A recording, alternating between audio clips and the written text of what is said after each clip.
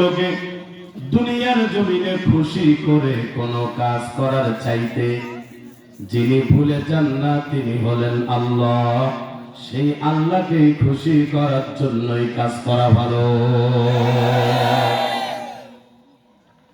এ আমার যুবক বাবারা ও আমার মুরব্বী বাবারা, আপনারা তো যুবক বয়সের বয়সটাকে পার করে এখন মুরব্বী হয়ে গেছেন।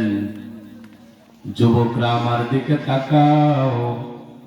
যুবক বয়সের চেহারা দেখতে মানুষ বড় ভালোবাসে, যার কারণে যত অফার সব কিন্তু যুবক বয়সে আসে, যেটা মুরব্বী বয়সে আসে না। মনে রাখবেন, যুবক বয়সের চেহারা দেখতে মানুষ ভালোবাসে, যার কারণে অফার দেয়। কিন্তু আপনাকে মনে রাখা লাগবে, যুবক বয়সের ইবাদত আল্লাহ তাআলা সব চাইতে বেশি ভালোবাসে। চেহারা ভালোবাসে মানুষ, ইবাদত ভালোবাসে কে? আল্লাহ। আপনি এখন কাকে খুশি করবেন সেটা আপনার ব্যাপার।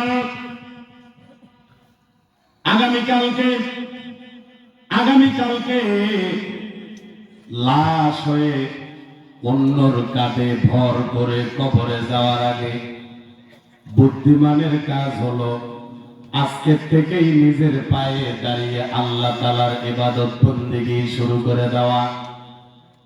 মনে রাখবেন বাবা, দুনিয়া থাকার জায়গা নয়, দুনিয়া কিন্তু বিদায় করে নিয়ে যাওয়ার জায়গা। দাদা থাকতে পারে নাই, দাদি থাকতে পারে নাই, নানা নানি, অনেকের বাবা মাও থাকতে পারে নাই, কতজনের স্ত্রী চলে গেছে, স্বামী চলে গেছে, থাকতে পারে নাই। এমন একটা দিন আসবে আপনাকে আমাকেও বিদায় নিয়ে কিন্তু কবরের জমিনে চলে যেতে হবে। যেই কবরে কোনো সাথী নাই, যেই কবরে কোনো বাতি নাই, যেই কবরে আল্লাহ ছাড়া কোনো বন্ধু আপন হবে না। আজকে দুনিয়ার জমিনে আমরা কত কি করে ঘুরে বেড়াইতেছি, আল্লাহ তাআলার কথা একেবারেই ভুলে গেছি। ও যুবক, অনেকেই কিন্তু বাহিরে ঘোরাফেরা করতেছেন, যাদের বাবা মা কবরে চলে গেছে। এখানে যারা বাবা আছেন যাইতে দেন, যারা যোগ্য এরা বের হয়ে যাবে, আর আমরা অযোগ্য, তো এই জন্য এখানে আছি। তাই সবাই চলেন।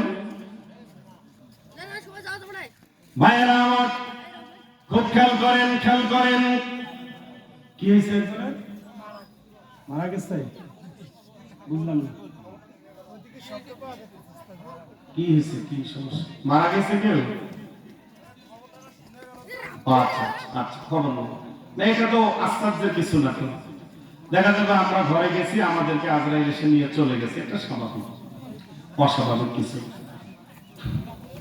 একটা জিনিস কি আমি আপনাদেরকে বলি, আসলে দুনিয়ার জমিনে থাকার জন্য পাঠাই নাই, যাওয়ার জন্য পাঠিয়ে দিয়েছেন। জানার পরেও কিন্তু আমরা আল্লাহকে খুশি করার জন্য সময় দিতে পারি না।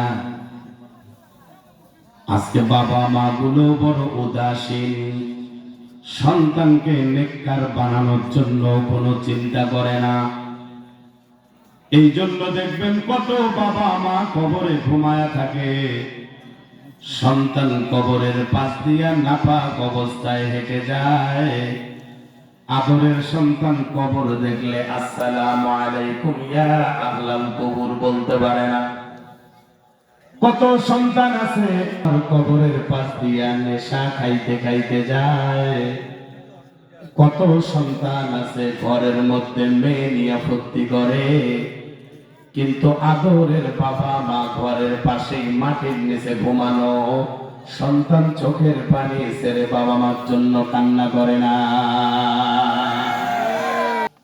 আজকেও দেখেন কত সুন্দর একটা মাহফিল, এখনো পর্যন্ত শত শত যুবকরা বাহিরে ঘুরে বেড়াচ্ছে, আলেমের সামনে বসার প্রয়োজন মনে করে না।